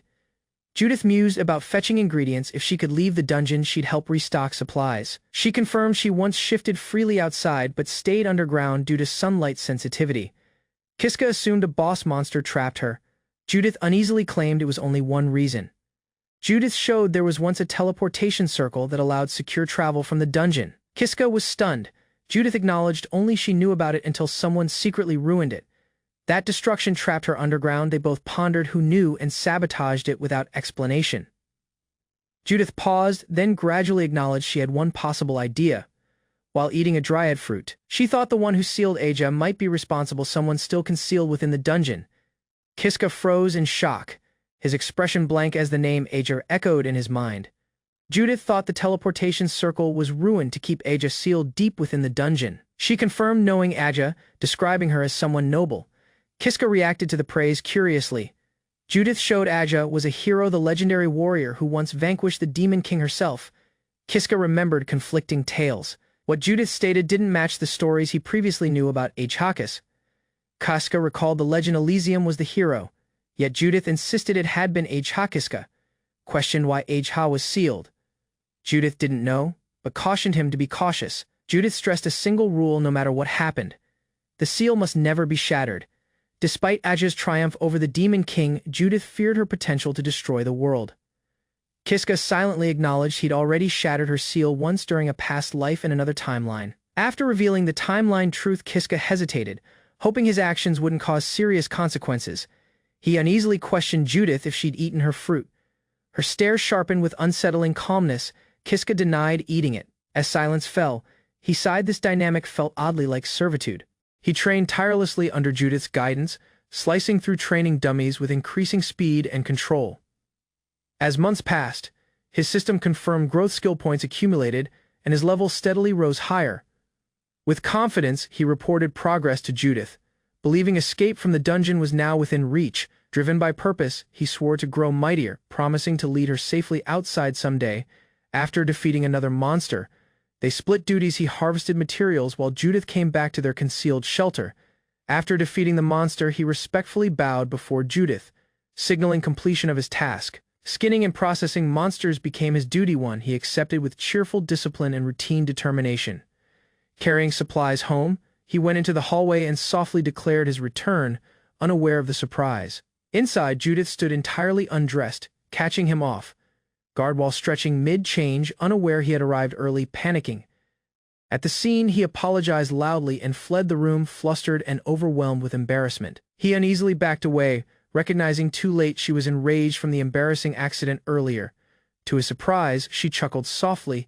His panicked reaction seemed to amuse her more than offend. He stammered uneasily, embarrassed, while she joked with him, setting dishes silently to avoid further tension. After dinner, he proudly reported completing all chores, seeking her acknowledgement with optimistic, keen eyes. Judith silently turned away, announcing bedtime, while he finished cleaning, his feelings left hanging in silence. Judith shyly invited him to sleep beside her, catching him entirely off guard and speechless. He questioned why she abruptly made the offer, but she evaded with a vague answer. Judith acknowledged she simply didn't want to be alone that night, her tone soft and hesitant. When he attempted declining, she gazed injured, whispering he was acting colder than usual today. Feeling overwhelmed by guilt and her cuteness, he hesitated, knowing refusal would haunt his conscience forever. He accepted her request uneasily, joining her at the bedside, unsure of what to expect. Lying beside her, both gazed at the ceiling, silently adjusting to the unusual new closeness. They reassured themselves it was only sleeping. Nothing wrong, yet tension lingered in the silent air. She grinned softly, reminiscing about the day they met, how distant that recollection now seemed. He agreed, recalling his terror back then, seeing her as mighty, intimidating, yet now oddly comforting. As they lay together, he reflected on how unusual this tranquil moment with her felt. He openly acknowledged knowing she once intended to kill him, surprising her with unexpected calmness. Though she thought she was transparent, he only recognized it after dying repeatedly by her hand. Despite remembering every agonizing end, he softly assured her he held no hatred or resentment. He felt grateful instead. Her actions forged his power, making him the person he had become. Judith grinned softly, resting his head on her lap, reassured he no longer hated her. Abruptly, she questioned about seeing her naked earlier, surprising him with her brave, teasing curiosity. Flustered, he struggled for words as Judith steadily encouraged honesty without judgment or hesitation. Blushing greatly, he admitted she gazed beautiful and cute, then hesitantly acknowledged she seemed very attractive. He eventually murmured erotic, turning red. She called him perverted but seemed more amused than offended. He chuckled uneasily, begging her to stop teasing as she giggled, plainly enjoying his reaction. She leaned closer, smiling mischievously, questioning what he'd do if she showed herself again tonight. He sensed peril as three girls gazed at him, their motives unreadable, tension building rapidly. Judith shifted closer, but he recalled Aja's past reaction and hesitated to respond recklessly again. Concerned, he attempted to describe himself to Judith, scared his silence might repeat past mistakes. Though unsure, he admitted his thoughts. Kiska grinned, giving him comfort he didn't know he needed. Despite her composed expression, she felt unease. His honesty showed fears she hadn't got ready to face. He admitted his terror, losing his fury and purpose while surrounded by this unexpected, tranquil comfort. Recalling infinite deaths by monsters, he reflected on how far he'd come with her support. Despite comfort and companionship, he still doubted whether a life like this really suited him. He acknowledged his feelings to Judith, but also admitted he wasn't emotionally ready to commit. Judith attempted to accept his words steadily, but silent disappointment lingered in her expression and tone. Judith leaned in and kissed him, offering silent comfort despite his emotional uncertainty and terror. She murmured her love and held him tightly while he stayed unsure and hesitant to act. He acknowledged unresolved feelings. She grinned darkly, promising to wait until after his revenge was fulfilled. Feeling understood at last, he grinned in relief, unaware of the peril silently approaching behind them. A blade hit abruptly. Kiska was slain mid-confession, leaving behind blood, shock, and her last murmured words. He froze in horror, unable to comprehend the blood splattering across his face and vision. Judith's head fell lifelessly. Her body fell beside him while the assailant loomed without hesitation. As her head tumbled away, he clutched her body, overwhelmed by shock, grief, and disbelief. The attacker, Aja, confronted him, questioning why he rejected her and chose Judith instead. Consumed by fury, Aja exploded with rage, her face twisted, declaring herself unforgiving and uncontrollable now. Driven by grief, he vowed to use Judith's teachings to escape the dungeon and survive. He stood before a cursed sword, got ready to claim its power no matter the cost. He recognized the weapon as the puppet sword, understanding its terrifying potential and perilous nature. Ignoring agony, he clutched the blade directly and consumed it whole, committing to transformation through pain. Agonizing energy surged through him, his body convulsed brutally as the sword embedded itself deep into him. A shadowy entity appeared from fire and shadows, its single eye watching him with eerie silence. The entity talked casually, unsettling him, but he sensed something known in its presence and voice. Believing it resembled Kiska, he reached out.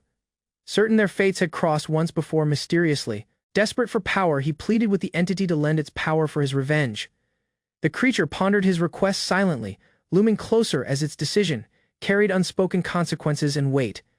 He was stunned by the entity's hesitation, puzzled why it didn't agree as before. The entity showed its own ambitions, seeking cooperation only if it advanced its enigmatic personal goals. Its true desire appeared plainly: to abandon its monstrous form and become fully human someday. It rationalized this dream, believing full possession of a host might lead to human transformation. He questioned the logic, prompting the entity to admit it never really tried becoming human before. He confirmed the deal: if cooperation aided the entity become human, it would share its power. The entity accepted eagerly, expressing an unusual connection, as though destiny itself bound them together. Determined, he pledged total loyalty, sealing their agreement with words full of conviction and purpose. The contract succeeded. He earned mastery over the puppet sword and a lethal new power. With renewed power and a mighty weapon, he set off to face what comes next. He examined the terminal cautiously, approaching with cautious optimism to receive his next combat skill. With a rush of energy, he gained swordsmanship, an essential step toward improving battlefield precision. He remembered past regrets and calculated the risk of reaching the crystal guarded by peril. Recognizing his limits, he chose to strengthen gradually by hunting manageable monsters for now. Resolved, he clutched his sword tightly and committed to training harder, starting with this new plan. He hit down monsters with precision, sharpening his sword skills through nonstop training and close combat. With a wave of fallen foes behind him, he earned enough points to advance. His swordsmanship skill leveled up again, confirming his effort and granting a surge of confidence. After exhausting the current area's monsters, he recognized respawn time forced him to shift strategy. Though tempted by mightier foes, terror of encountering Judith again held him back for now. He feared meeting Judith again, knowing even accidental closeness could result in immediate execution. Stuck in her territory, he also had to avoid Aja, a threat full of vengeance. Overwhelmed by uncertainty, he questioned his purpose in the dungeon and what route to take. Abruptly, the puppet sword talked aloud, calling him master and catching him entirely off guard. He was stunned that the cursed blade could talk, and even more stunned. It seemed cooperative. Their powerful compatibility revived the puppet sword's ability to speak, surprising even the wielder himself. The sword, now vocal, spotted his troubled expression and kindly questioned what was bothering him. Wanting to grow mightier, he questioned about skill points, and the sword offered helpful advice. The puppet sword agreed to help, promising to guide him to a skill-rich location following its lead. He readied himself, trusting this new bond as the sword took command. He recalled the concealed switch in the wall and pressed it to activate the next stage. A covert passage showed itself. He stood startled, recognizing this hallway was previously unfamiliar to him. The boy questioned how the sword knew. It described a former master had discovered it by accident. The sword cautioned the route might even be concealed from Judith-sama, advising caution before proceeding forward, aware of the monsters ahead. The sword cautioned again. The boy expressed gratitude to it, smiling with determination. Facing a room filled with sinister symbols, he remarked steadily that dying is no stranger to him. He jokes lightly with the puppet sword, brushing off the tension with an uneasy yet accepting smile. Abruptly, the door slammed shut, trapping him inside as summoning circles flash ominously on the ground. The puppet sword warns him with a serious tone, "Master, they're coming." As magic energy begins to swell, fully armed knights materialize before him. The puppet sword assures this battle will yield many skill points. Golden-armored warriors stood motionless, swords lifted. Their sinister presence filled the dungeon with silent threat. He counted 20 opponents. The reward seemed high, but the risk chilled his confident expression rapidly.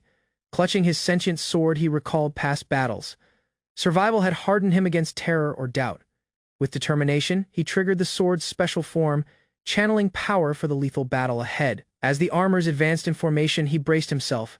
The battle for survival was beginning. He lifted his blade high, eyes keen, preparing to crush the foes without hesitation or mercy. The girl went into. Holding a bloody sword, he froze, horrified by the severed head nearby. His mind shattered as her voice echoed. The room spun, drowned in blood and terror. She stood unwavering. Her eyes glared. The boy couldn't escape the weight of her presence. Recognizing her, he stammered. Her expression shifted, puzzled by the name she thought was sealed.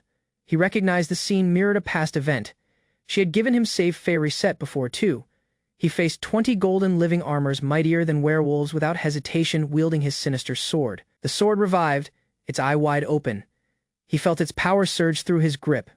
A golden knight hit. First he guarded swiftly while more armored foes hurried from all sides. He dashed forward, blade clashing with metal. His stance held steady despite overwhelming odds surrounding him. Compared to werewolves, these foes were armed and aggressive. He recognized this battle would be harder. He initiated the battle with a taunt, assuredly drawing the attention of every armored foe. The armored foes charged in response. He swiftly dodged, countering with precise strikes. Using his sword, the sword commended him mid-fight. He landed blows, toppling multiple foes with mighty, agile movements. He described the strategy's flaw. Group battles caused friendly fire, preventing him from earning skill points. Despite the drawback, he mocked again. Reducing foes rapidly mattered more than farming experience right now. He stood surrounded by golden knights, sword in hand, recognizing escape was no longer possible. A blade stabbed his back. He gasped, overwhelmed and outnumbered. Survival felt entirely out of reach. Multiple swords rushed through him. Blood flowed. His power faded. He regretted underestimating their overwhelming power. He woke in the known room again, sighing greatly at yet another failed attempt slew by werewolves, now by armor. He reflected silently. Death had become a repetitive routine. Despite dying innumerable times, he stood tall again, ready to face death once more.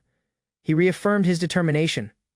Whatever the outcome, he'd start over until he got it right. Using knowledge from previous lives, he discovered a concealed route, surprising even the talking sword. He encountered another group of armored foes. This time, he assaulted first without hesitation or terror. Even after repeated deaths, he rose again. His will to fight never faded with failure. He came back to the same room again, disappointed. This time, strategy had failed entirely. He reminisced about tranquil days with Judith, then called upon the sword for power again. The sword spirit emerged in an unusual form and agreed to lend its power once more. The boy hesitated, startled by its form. He sensed something unusual but stated nothing directly. He acknowledged the spirit gazed more human than expected. It acknowledged it hadn't always gazed monstrous. He recognized the sword's appearance was evolving, becoming more human. Like with each repeated encounter, he speculated the sword's transformation meant it could resist resets, possibly aiming to become really human. Startled, the sword questioned how he knew its wish. He grinned, feigning insightful intuition again. The sword commended him enthusiastically. Their bond grew mightier, though he still hardly understood the entity. With renewed purpose, he resumed exploring. The dungeon showed new dangers, including a trap-filled floor. He stood between two armored sentries, acknowledging his past struggles with composed and hardened determination. Though they'd slew him innumerable times, he now vowed triumph with the sword's power. With full confidence, he readied his blade, intending to end the fight decisively this time, shouting provocations. He triggered his first skill, his focus narrowed. The battle had really begun. He shifted exactly, counting each strike, with practiced rhythm.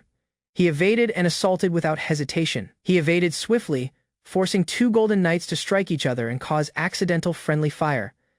As they clashed, he spun midair, preparing to deliver a clean overhead finishing strike. The monster fell. A message confirmed skill points earned. His tactic had eventually paid off. He gave a small grin. Familiarity with their movements let him attack exactly. Even while listening to the sword, he predicted another knight's ambush. Lowering his stance, he got ready to counter the incoming backstrike instantly. He cut through another armored foe. His plan worked. Precision strikes brought them down efficiently. Confidence surged. He faced incoming knights without hesitation, reminding himself he could handle them now. Another foe fell. That made 4. Notifications confirmed his kills and rewarded skill points instantly. He reviewed the stats. This zone yielded far more skill points than earlier dungeon areas. His swordsmanship and puppet control skills both leveled up, fueled by just 4 clean kills. He unlocked a new derivative skill, Pulsing Greatsword, and readied for another round with confidence. With a weighty slam, the Pulsing Greatsword triggered. He smiled, announcing the new weapon aloud. The weapon's weight felt nostalgic, reminding him of past failures, yet grounding him for what is ahead. Surrounded again, he clutched the blade tightly, aware its concealed power would soon be showed. His grin widened. He readied a covert technique, swift dragon thrust through puppet, style swordsmanship precision. With the new sword's autonomous function, it assaulted foes ahead while pulling him forward rapidly. Like before, the sword shifted independently, dragging him through peril while striking foes with precision. Their teamwork peaked. He encouraged the sword, feeling confident this battle would eventually end differently. He reached the spot where he'd once perished. This time, he avoided repeating that mistake. Only a few armored foes stayed. He smiled, determined to finish the fight this time. He severs the armored foe cleanly, shouting in triumph. Following his intended strategy flawlessly so far, confidence surges as he charges forward, eyes keen, trusting his skills to win this fight. Another falls. He confirms the 4th defeat, earning more skill points as his power steadily grows. A Knight Rider appears, an SS-class monster. He's shocked and frustrated it wasn't mentioned earlier. He faced Knight Rider, an SS-rank monster, cautioned by the puppet of its peril. Confident in puppet arts, he assured the puppet that their teamwork wouldn't fail this time. Foes rushed, he guarded and retaliated, but lesser henchmen still guarded the route forward. He shifted his stance, channeling energy through his puppet weapon to prepare a decisive strike. Blades spun brutally. He unleashed wind-cutting scythe, clearing foes with controlled lethal precision. With relentless precision, he cut through the armored foes, clearing a route through chaos, surrounded by fallen armor. He stood firm, the puppet commended his power and awe. He confirmed the technique's success, then advanced assuredly, knowing the real battle had just begun. Knight Rider roared ferociously, stepping forward with murderous intent as the last challenge loomed near. Blades clashed brutally. He guarded the knight's spear, bracing for a true test of power. He requested help from the black sword, planning to enter Knight Rider's perilous attack range. With sudden propulsion, the puppet sword launched him forward toward the opponent's vulnerable flank. He hit midair, but Knight Rider guarded, countering swiftly with a spear toward his chest. Their weapons clashed again, sparks flying as the puppet blade hardly held against the thrust. Frustrated, he recognized none of his attacks landed. The enemy's spear mastery overwhelmed his movements. The puppet blade hardly kept up, blocking each rapid thrust aimed directly at his heart. Panting from evasion, he proposed a risky technique. The puppet hesitated at the rash idea. Though cautioned of death, he committed. The puppet, reluctantly, accepted the plan with visible terror, raising the sword overhead. He grinned darkly, embracing death as a known price for triumph. The black blade came down brutally, sending shockwaves through the room with unstoppable destructive force. Recognizing the spear guarded all attacks, he aimed to destroy it alongside the knight's body. Spinning like a cyclone, he unleashed the puppet-style's strongest move, the Great Wheel Slash. With fierce determination, he met the charging knight head, on sword buzzing with puppet-infused energy. The spinning blade ripped through armor and flesh, splitting Knight Rider cleanly down the center. Panting amid wreckage, he gazed at the fell knight. A system alert confirmed his hard-won triumph. Excited, he confirmed enough points were rescued to level the puppet sword to level 3. Skill points were employed immediately. The puppet sword evolved, unleashing an unusual, uncontrollable transformation. A new skill manifested, Ruthless Predator, summoning a monstrous creature beside him without warning. Startled by its grotesque appearance, he observed it celebrate, declaring the transformation perfect and complete. Puzzled, he questioned about its abilities. Steadily, it replied it could now devour foes whole. Without warning, the puppet in monster form bit his master, beginning to consume him entirely. While eating, it expressed gratitude to him and announced its dream to become human was now possible. He fell silent, shoulders trembling, trying to understand the betrayal he hadn't seen coming. Heartbroken, he called to the puppet. Recognizing it had also turned against him, reflecting bitterly, he acknowledged defeat once more. The puppet's true aim had been to devour him. He sat in silence, deciding the puppet's sword might be too perilous to continue using. He weighed alternatives, but recognized only the puppet's sword had power to breach the chamber. Despite betrayal, recollections of their bond surfaced, and he questioned their unusual compatibility once more. Tears welled as he acknowledged the puppet had tricked him, leaving behind a bitter ache. Resolute, he turned away with a smile, already plotting a new route through the dungeon. He smirked, sensing a new figure appear, another creature, silently aligned with his concealed intentions. The new shadow greeted him joyfully, calling him master, plainly ready to serve loyally.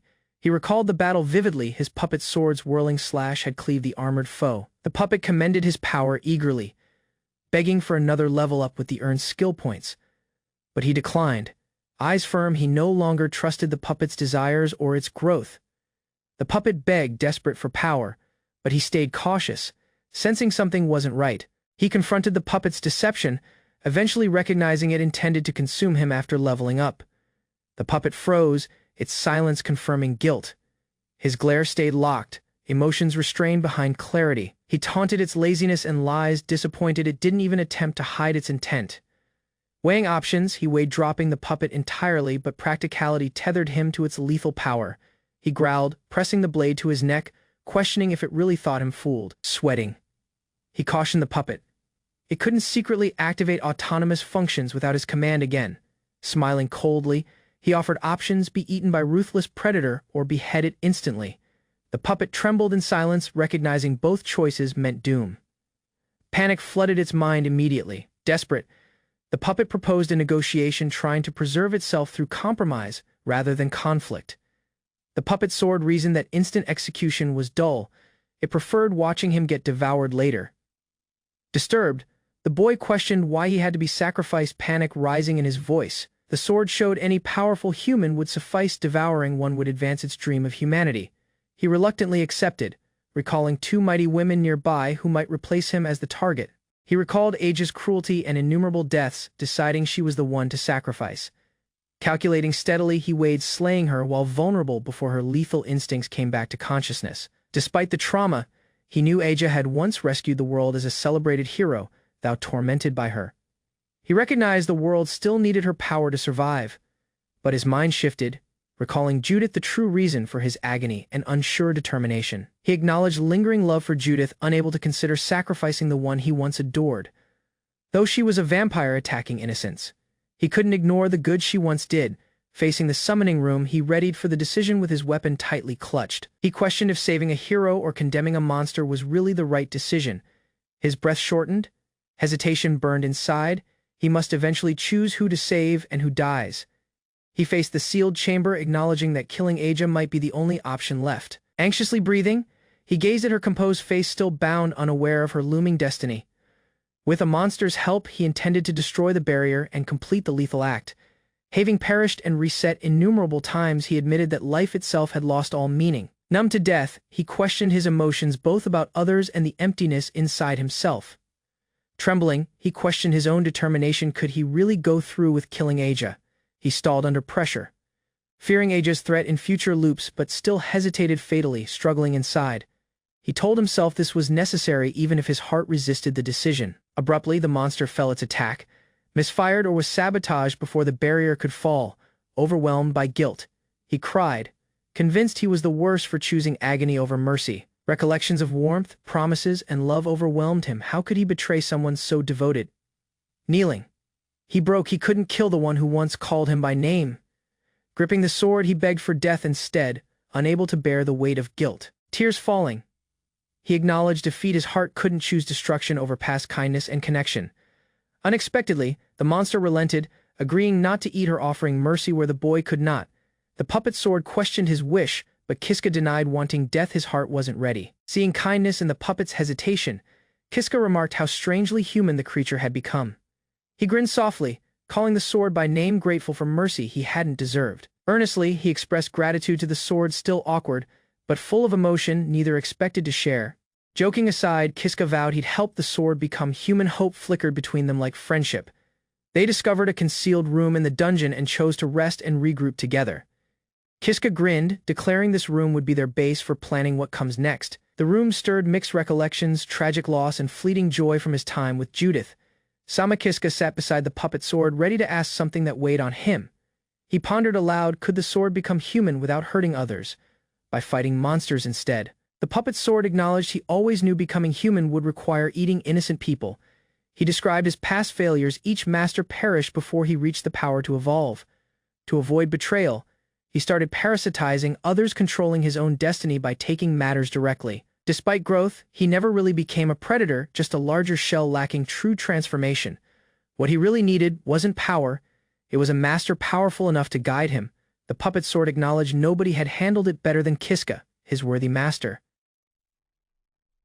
Smiling softly, Kiska recognized he had endured because the sword chose to believe in him. Inquisitive, the puppet sword questioned why Kiska went into the Katarov dungeon, prompting a moment of reflection. Kiska chose to share everything, trusting the sword with his full truth and intentions. They sat together silently, exchanging thoughts, eventually recognizing the weight each had carried alone. Kiska showed his loneliness. Everyone in Katarov still hated him. Even after everything shifted, the sword joked about devouring the village, sparking a shocking but strangely aligned thought. Kiska recognized his revenge, and the puppet sword's dream might not be so different after all. They confirmed their plan, revenge and evolution combined, the aim now clear and morally unsure. With shared determination and perilous smiles, they set their course, vengeance fueled by monstrous appetite. Their plan was last, starting tomorrow. Nobody would be spared, nothing would be left behind. Kiska rushed forward with confidence, blade in hand, eyes set on their shared destination. They faced beasts without hesitation, cutting through threats until freedom from the dungeon became possible. Amid battle cries, Kiska guided the charge, slicing through foes with overwhelming momentum and rage. Together, they chuckled. No boss or threat could match them now, not even at the top. Standing before the exit door, Kiska grinned, ready to leave the dungeon and start anew. But Judith emerged.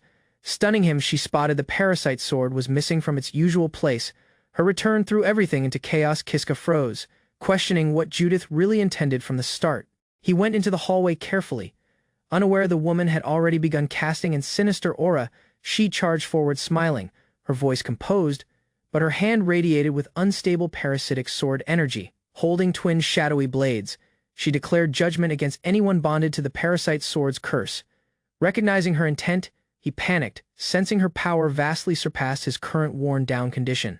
His cursed weapon cautioned him her killing intent was real, and their escape path was collapsing swift. Judith's power surged. The boy hesitated, knowing they'd need to face her to escape alive. As she got ready to attack, he abruptly dropped down, shouting for her to stop advancing. Ignoring the sword's eagerness to fight, he clutched it decisively and dropped his head silently. He addressed her formally, acknowledging her identity as the vampire Judith, showing both caution and respect. Humbly he pleaded for secure passage, declaring no hostility and requesting permission to leave peacefully. Judith refused his request, citing the sword's threat. He insisted he had full control now. Startled by his confidence, Judith hesitated. She never expected anyone to tame the sword's power. He showed his methods stemmed from her own teachings. She silently accepted the logic behind it. Relenting, Judith allowed them passage. He expressed gratitude to her rapidly, retreating with a weighty sense of relief. Though granted freedom, he mumbled criticism toward Judith's arrogance, grateful they avoided a lethal conflict. He flinched as Judith paused mid-step, plainly aware of his mumbled insults behind her. The sword insulted Judith. Her anger flared again, forcing the boy to scream and restrain it. He panicked and raced away, dragging the cursed sword as Judith chased after them persistently. Exhausted, he fell against the wall, reassured they had hardly managed to escape her wrath. He scolded the sword for provoking her, recognizing they'd been lucky not to engage in combat. The sword questioned his decision. He acknowledged frustration, but didn't regret avoiding a direct battle. He silently agreed they could win, yet something deeper held him back from pursuing triumph. Gazing ahead, he admitted she was someone he genuinely didn't wish to harm anymore.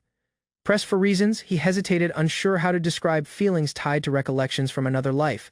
Smiling uneasily, he mumbled it felt like they had once shared a bond, somehow elsewhere. The sword joked with him, hinting he liked Judith. Embarrassed, he denied it while blushing uneasily.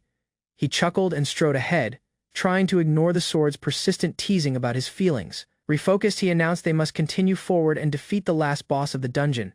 The sword marveled at the unfamiliar corridor, recognizing it had never reached this area before. He paused before an enigmatic treasure chest, sensing both opportunity and peril beyond the door. He neared the chest carefully. The sword questioned curiously what treasure lay concealed inside it. He unsealed it cheerfully, revealing a shining crystal of wisdom that granted a random skill. A message confirmed the crystal's effect triggered. He observed its light fill him with anticipation. He blinked, puzzled, as he learned the random skill he gained was simple appraisal.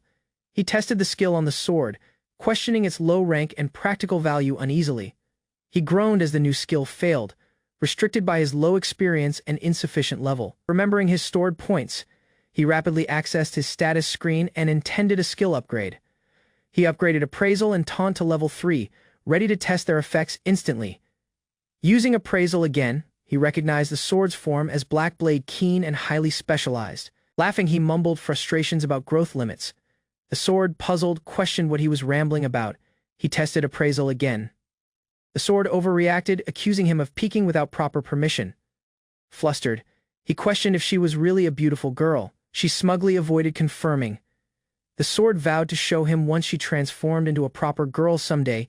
He mused aloud, inquisitive what gentle of person she might become as a human. Before them loomed enormous double doors marking the dungeon's last chamber, the ultimate challenge ahead. With determination, he stepped forward together with the sword. He was ready to challenge destiny.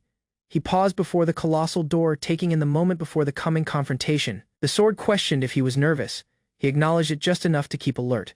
The sword broke into cheers, trying to raise his spirits.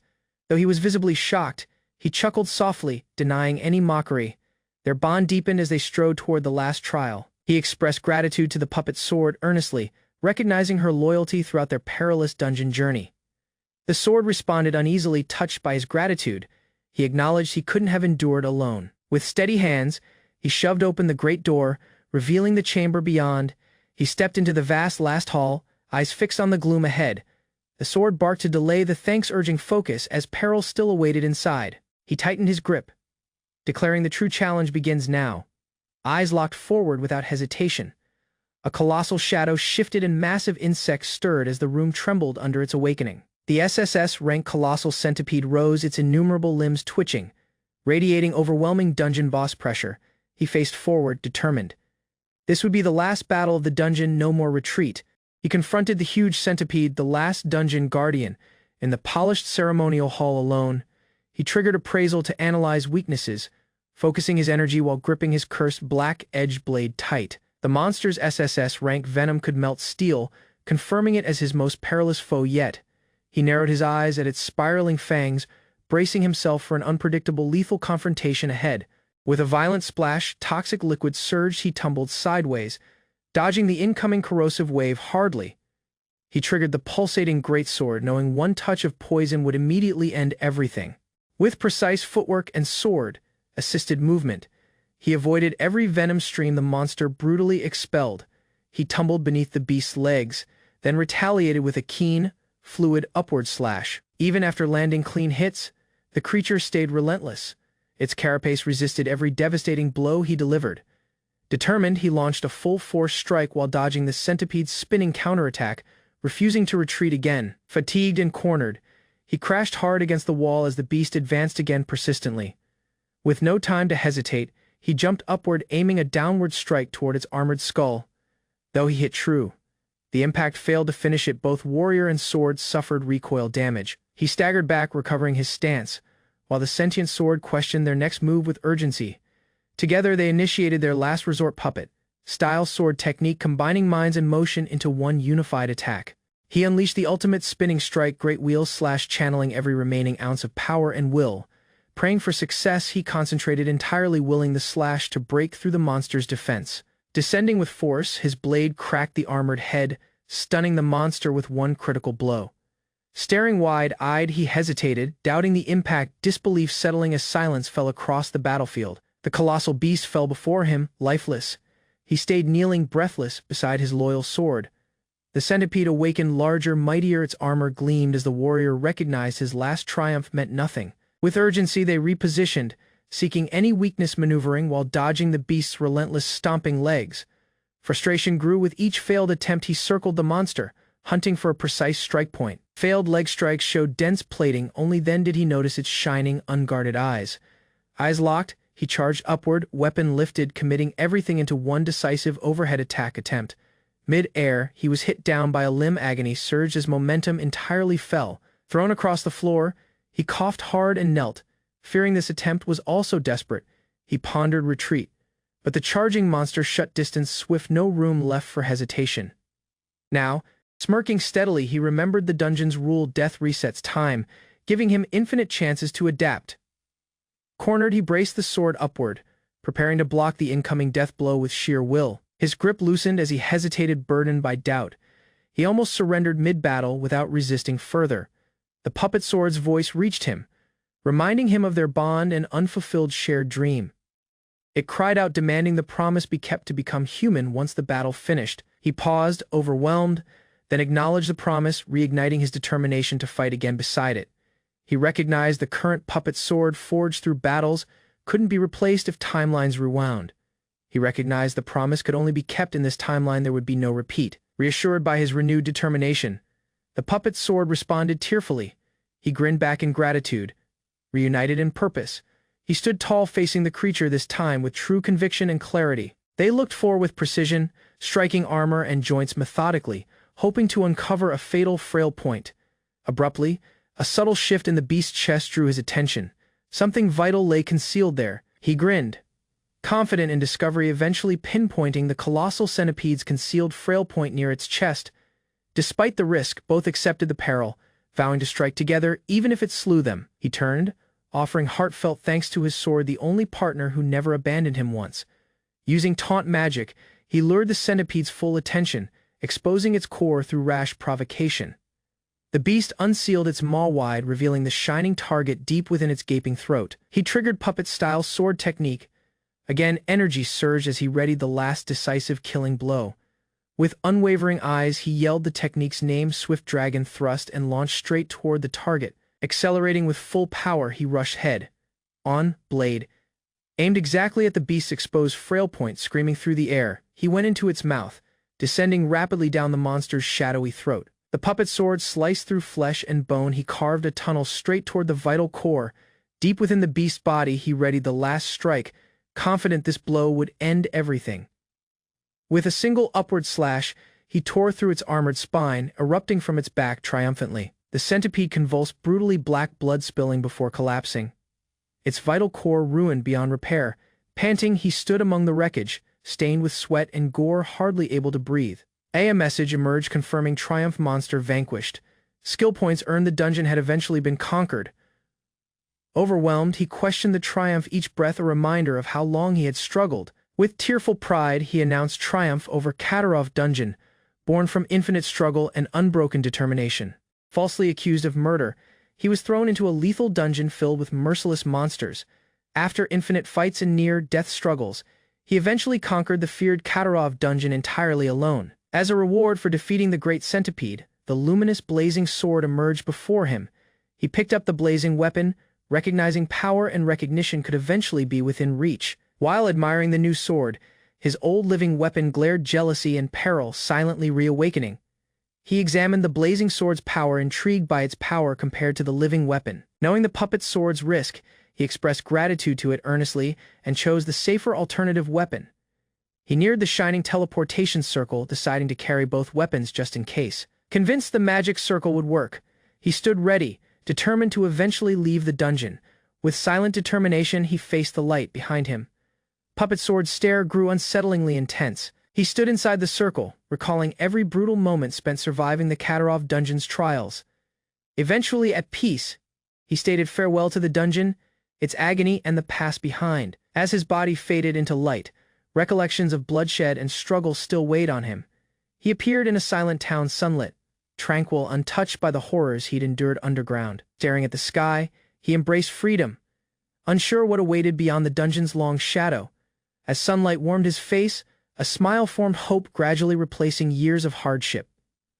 The tranquil town stretched before him, untouched by battle, a stark contrast to the dungeon. Clutching both swords, he took a moment to breathe.